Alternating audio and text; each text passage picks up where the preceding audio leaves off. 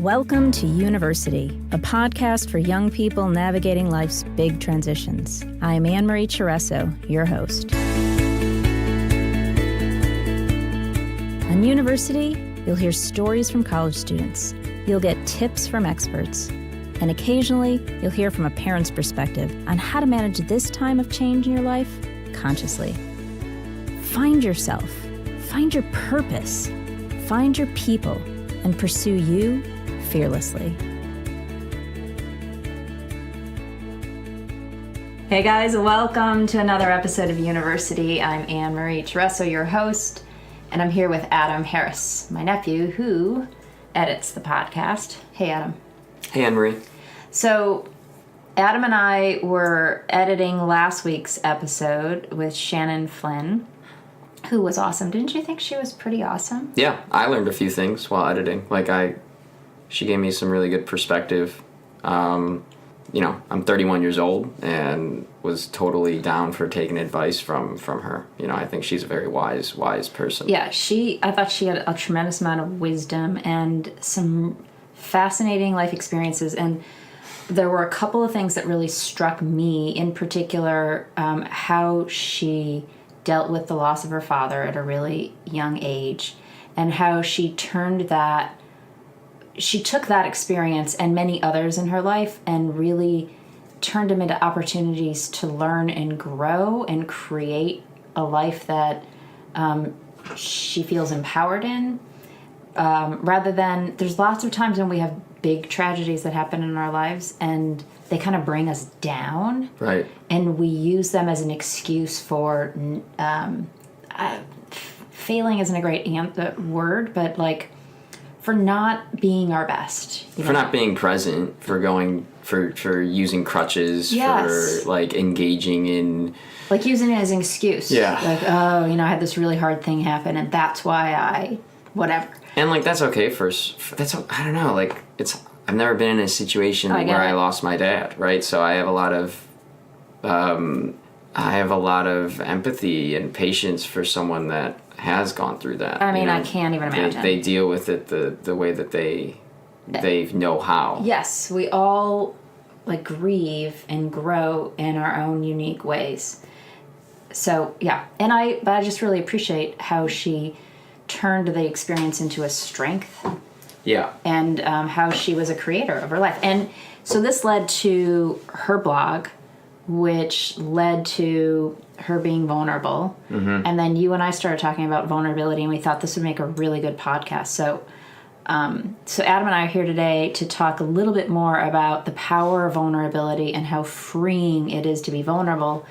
And it's one of the gifts I think we have from a really young age. And for those of you who are in college or in school now, I just have a lot of curiosity about what it would be like to show up more authentically and more vulnerable during this time of your life, which I think if you can remember back and if I can remember back, it's farther for me than it is for you. But I'm talking to a lot of students these days who everyone's sort of out there posturing, or what's that one word you use? Peacocking. Yeah. Peacocking. Yeah. I love that. Yeah. We're all peacocking, on social media and socially in our interactions, and nobody is really showing up as their true selves. And one of the things that Shannon talks a lot about is how her blog holds her accountable to being in integrity with the way she shows up on social media and the way she shows up in her real life is the same. Yeah, it's almost like you got to practice what you preach kind of thing. I've been on a very high horse soapbox lately about the topic of vulnerability. I've been exploring it in my own life. I've been exploring it professionally. It's something that I think is extremely powerful. And so what I do for a living, I'm communications that's what I do. I do that for a school district. I'm their PR. I'm their storyteller, I guess. And I kind of preach a lot about vulnerability when I'm in meetings or talking with coworkers or teachers or whatever. But I notice how that impacts me personally. How does it impact you personally? Well, I'm noticing how being vulnerable, it's not just a thing that's powerful professionally. Like, it started coming from there, you know, like that's where it started sparking when I was exploring it professionally. And then I noticed how vulnerability is something that can be brought into my personal life with my personal relationships. And then I started noticing with my little brother, Brandon, who's just getting out of college. He's graduating this semester, and your son and my cousin Robert, who we're very close. I've noticed anyone that's come to me to, like, you know, seek advice or just, you know, vent or dump some stuff or whatever, I've noticed my advice or my guidance has always started with the idea of vulnerability lately. Like, that's where I've been starting. So how do you define vulnerability? Right. So this is where I think it's fascinating. Okay. Vulnerability, by definition, like if you look it up on Google and type in vulnerability, it is becoming susceptible and opening oneself up to harm or pain. So I just looked it up. The quality or state of being exposed to the possibility of being attacked, harmed, or either physically or emotionally. That's fascinating. That's the definition of vulnerability. It mentions nowhere in there about opening yourself up to joy and connection. It's only saying you open yourself up to harm and pain physically. So quality or state of being. So I love that. The state of being. So that's like, how is your being right exposed? So to me, exposed is open to the possibility. It's just the possibility of being attacked or harmed, either physically or emotionally. Of course, it's just the possibility. Right. However, this is the definition that people walk around with of vulnerability every single day in their life. Right. So this is what's interesting to me. If we are protecting ourselves from being exposed, we're protecting ourselves from being exposed to being harmed or being exposed to receiving the good. It's like... True. And that's where I'm going with this. Yeah. I always throw this definition out at people because this is what people relate to when they hear vulnerability. They immediately think vulnerability can lead to harm and pain. And it can. And I'm not denying that it can not lead to that. I know it can. The point I'm saying is it never gets to the point where they also think it can lead to joy, connection. Right. So it's about keeping it in perspective that they're both available if you open yourself up. They're both available. You can't. Both things are available. Are to you. going to happen if you're vulnerable enough, right? One or the other is going to happen. One or the other in each situation, but you might open yourself up. Okay, so this reminded me of something. So Annmarie Bergman, who we interviewed, I think she was episode 3. She talked about loneliness, and she created this amazing video about being lonely her freshman first semester year at school.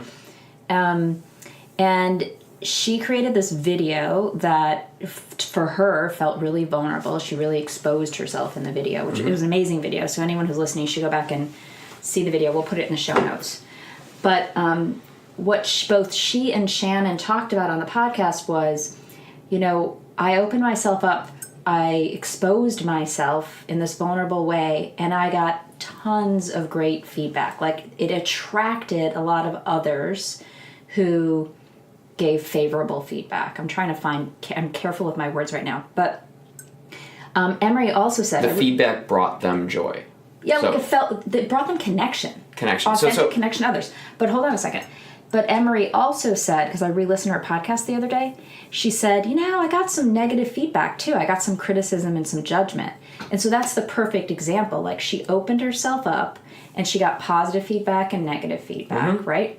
And she's like, yeah, that's just sort of the way it goes. But she never would have gotten, she got way more positive reinforcement, positive feedback, authentic connection with others than she did negative. You're always going to have the experience of having potentially open yourself up to both. And also, if you get what I'm saying now, my argument with vulnerability is if you're not opening yourself up to being attacked or harmed, like the definition says, Yep. you also aren't opening yourself up to joy and connection. You can't pick and choose. It's not an all-you-can-eat buffet where you pick and choose up and down the line. If I'm going to be vulnerable, I want some of this joy, I want some of this connection. I'm not going to go down the anger aisle. I'm not going to go down the harmful aisle. That's not how it works. Right, you have to be open to whatever. You have to be open to whatever. So the argument is, if you aren't open to harm and pain, you're not open to joy and connection. That's just what is. It's true. And then what happens is, if you're unwilling to be vulnerable because you're going to protect yourself from the harm, then you're going to be also shutting out the good stuff. Yeah, the stuff that you're actually after. Everyone's after. Because everyone's after authentic connection. And like what's deemed as negative feedback can be authentic connection. Authentic connection comes when two people come together from an open-hearted state of vulnerability. Mm-hmm. So when someone's below the line or closed, they're not open, they're closed. So authentic connection comes when both people are coming open, willing. And a path to that is someone being vulnerable. Right. Well, this is just it. This is like you're a magnet. When you're vulnerable, you are a magnet to others being vulnerable. So I was running a group call with some college students recently, and one of the students revealed that they were struggling because they hadn't gotten into a fraternity and they weren't feeling like they were fitting in. And there were 10 students on the call, and the call was kind of quiet until that one student kind of owned that piece, like revealed that. And what he did was he got really open and vulnerable. He wasn't faking it or pretending. He was saying, if you really knew me, I'm having a really hard time. This kind of sucks. And I'm not feeling good about it. And next thing you know, like 3 other people on the call were like, dude, I'm having the same exact issue. So you're a magnet. When you're vulnerable, you're attracting others, because what's true is people really want to connect from an open-hearted, authentic place. They want to be seen. We want to be heard. We want to be fully received by others. So when you have the courage, like Shannon did or Emery did, and so many of our guests did, to really say what is true for you, you attract other people who are willing to do the same thing, because all of a sudden they see you do it and they're like, oh, look, they didn't crack, they didn't break. And I actually don't feel in judgment of them. I actually feel... Yeah, the water's warm. Yeah, I feel more connected to them. I trust them more because they're showing me exactly who they are and what their experience is. And then that opens the door for me to do the same thing. I remember I said this, I think, on Shannon's interview when I was going through my divorce. Everyone was like, oh, well, how are you? And I'm like, well, I'm not doing so great. And then next thing you know, I had all these people coming back to me, telling me what was going on in their lives.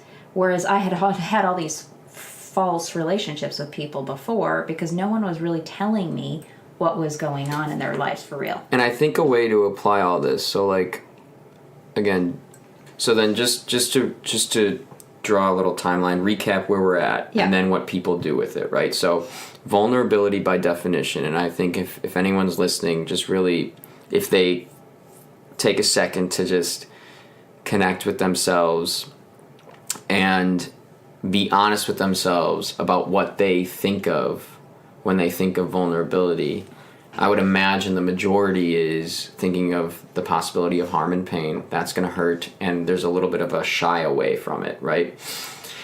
And there's probably something in your life that you want to be vulnerable about.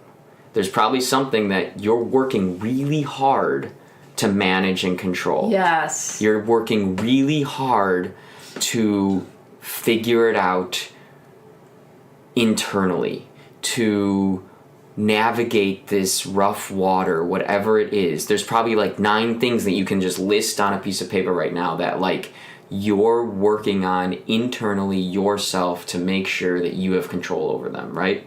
And being vulnerable about them would certainly open them up to some harm and pain, possibly, right? Possibly. The argument, again, is that being vulnerable opens you up to harm and pain, possibly. It also possibly opens you up to joy and connection. It's not an all-you-can-eat buffet where you can pick and choose up and down which aisle what you want.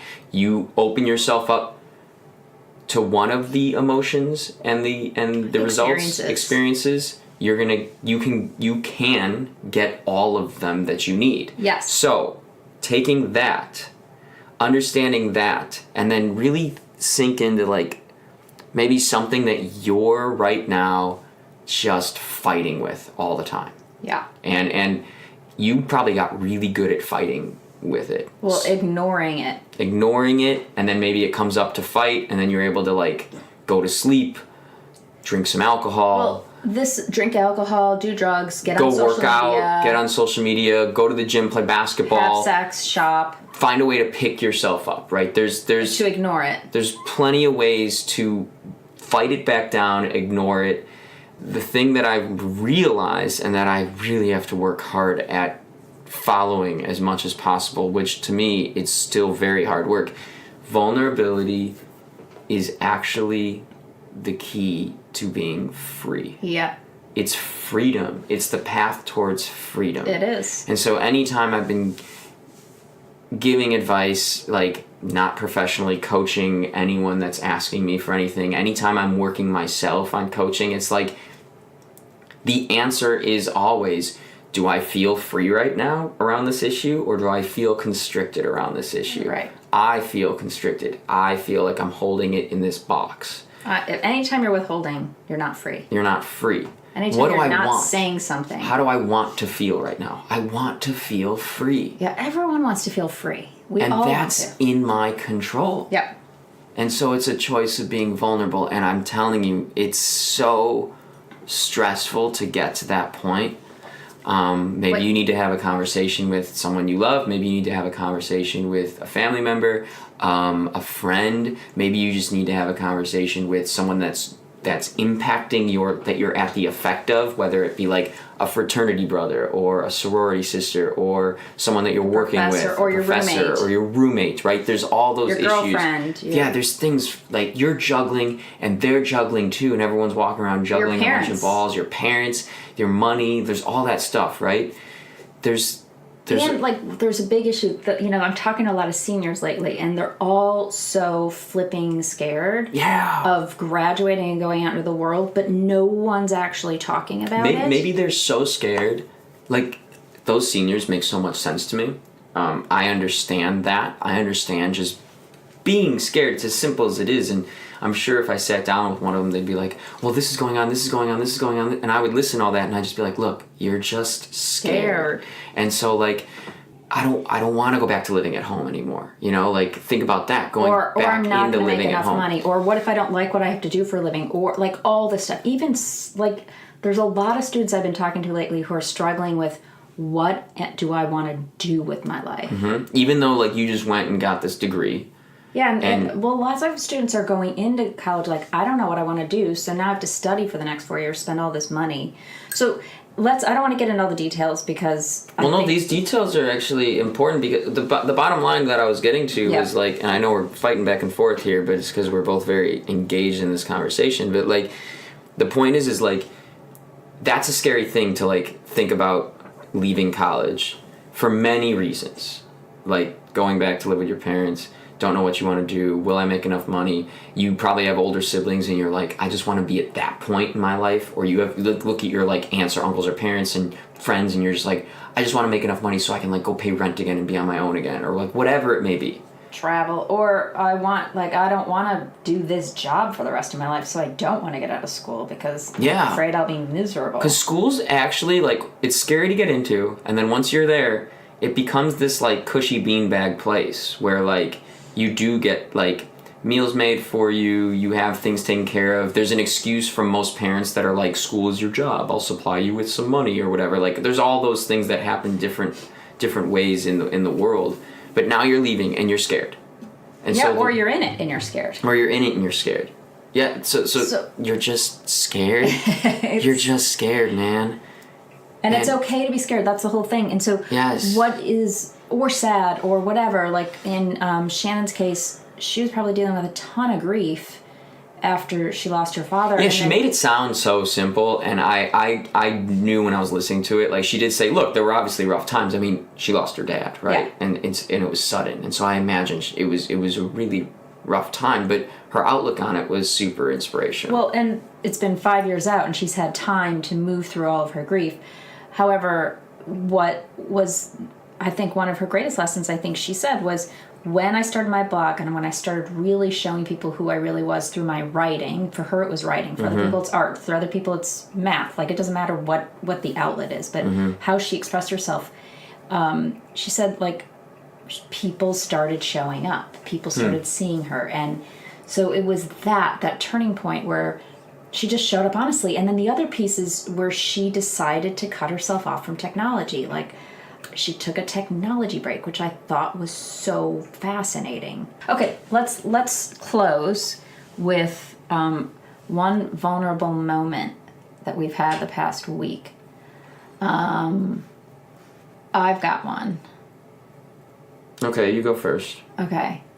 I got vulnerable with Kim, my partner, around money because I was spending some money. I was taking a trip. I was booking a trip, and I was feeling scared about booking the trip because I didn't want to spend the money. And I noticed myself when I was looking into flights and looking into hotels and looking into cars and all that stuff that I was like, my body was getting kind of tense and my heart was sort of racing, and I'm like, what is going on? And so I got still for a minute, and I'm like, oh, you're afraid. You're afraid to spend the money. So I just got vulnerable, and he wasn't home, so I called him, or I texted him, and I said, hey, I just want you to know I'm feeling scared right now, and I want to talk to you about this before I make this decision, blah, blah, blah, blah. And he was like, that's great, cool, thanks for sharing, and it's totally fine. So I guess for me, being vulnerable in that moment meant, like, noticing what was going on for me, then owning that I was scared, and then revealing it to Kim, and then us having a conversation. What I really wanted was to have a conversation with him about, like, does this make financial sense for us right now to do this? But I think had I not done that in the past, what I would have done is I would have, like, found some other ways to, like, feel guilty or scared about it, and I would have created some drama between he and I around it. So that's my vulnerable moment that actually happened yesterday. Can you think of one moment this week where you got vulnerable and it served you? Yeah. And this is a vulnerable moment that I have often. Yep. Where I feel like I'm not worthy of connection and love, and it's a story I get into. Yeah. And the people close to me know I get into that story. When I get into that story, so in this last week, I had a moment like this with my best friend, and I had a moment like this with my girlfriend, and they're both the same moments. Yeah.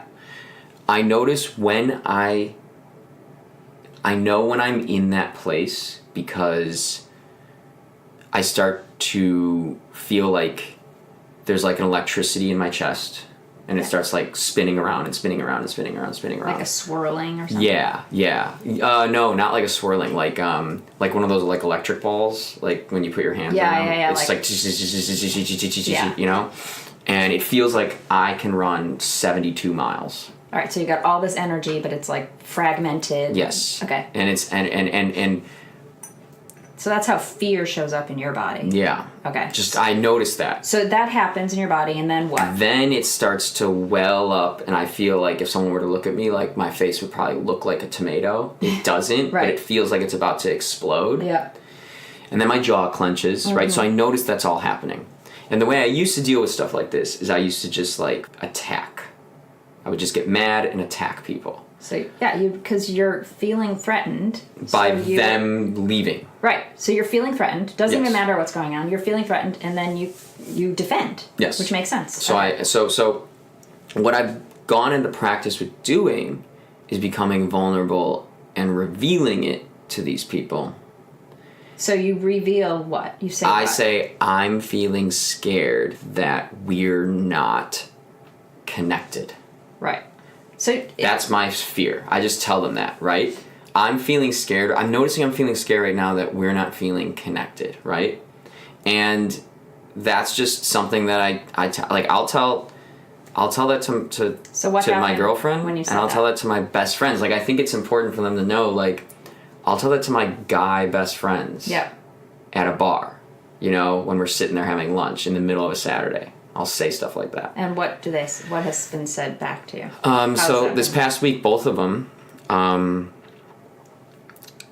they will say, it's one of two things. It'll either be, thanks for revealing that. Mm-hmm. Thanks for revealing that. And immediately, I understand that that's out there. It's not inside me anymore. And I notice that You're exposed. I'm exposed. I notice I get calmer. I notice the electricity goes away. And I notice that I'm able to then understand that this is a me thing. Mm-hmm. I take all the blame that I've been putting on other people throughout these moments. And I realize this is all just about me. And some story I'm making up. Right. And then I'm able to eventually get present back in the moment. Yeah. And it's also kind of nice to, like, say that stuff. Yeah. And then, like, kind of, like, sit there and wait and then notice, like, 5 minutes later that the other person's just still sitting there. I know, right? My exact fear of being left is literally not happening after revealing my biggest fear. Yep. Okay. And so they're still there. On the next episode you and I want to talk about how we actually create, without revealing, we actually create our biggest fears. Yeah. Like, if you didn't reveal, often you eventually push people away because that neediness or that insecurity or that jagged it's energy, ugly to me, and, like, yeah, that jagged energy starts to push others away. Right. Because you start to show up inauthentically. Yeah. And we'll talk more about that in another episode. But and the more I will say, like, this takes a lot of practice. It takes tons of practice. And it doesn't even take the right person on the other end. No. Because, like, I've made up a story in my life where, like, it needs to be the right person for me to do that. Well, yes. Go ahead. Finish. So what I'm saying is that I do it, and now I've done that probably 1,000 times to those people in my life. And now it becomes me just going, hey, dude, or hey, baby, I notice I'm in that, like, funky place right now. Like, I notice that I'm feeling, like, scared. And they know what it means, and it's even now less of a thing. Yes. It's not even, like, a thing to reveal this anymore, because it's just... and then they even go, all right, weirdo. Like, it's become kind of like a light, playful thing. Or, like, they'll even be like, Adam, you're sick. And I'll just be like, I know, like, whatever. And now I'm playing with it. They're helping show me how to play with it. It's definitely difficult to be vulnerable. Like the definition says, you can be susceptible to pain. But remember, it can also lead to joy, connection, and love. But whatever it is, it's always freeing. So no matter the result of being vulnerable, you're always going to leave this vulnerable experience free. So I'm going to challenge you to connect with us on social media or send me an email at annmarie@bringithome.me and let me know of a time where you were vulnerable in the past week. Something simple or something huge doesn't really matter. Just take one small risk. Be vulnerable one time this upcoming week and let us know about it. Free yourself from what's keeping you all closed off. And I'll see you next time on University. Thanks for listening to University. If you liked what you heard, I'd be absolutely thrilled for you to share with a friend, and equally grateful for you to pop over and rate and review on iTunes. It really helps. You can find more information and stay in touch over at university.u on Instagram or at University on Facebook. I'll look forward to seeing you there.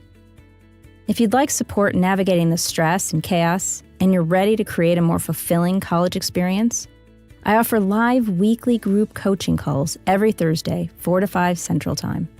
It's a place to gather together, to be seen and heard, to reduce your stress and learn how to be in control of your life and create a life you love. Give the first week a try for free. Check it out. For more information, email me at annmarie.university@gmail.com or click the link in the show notes below.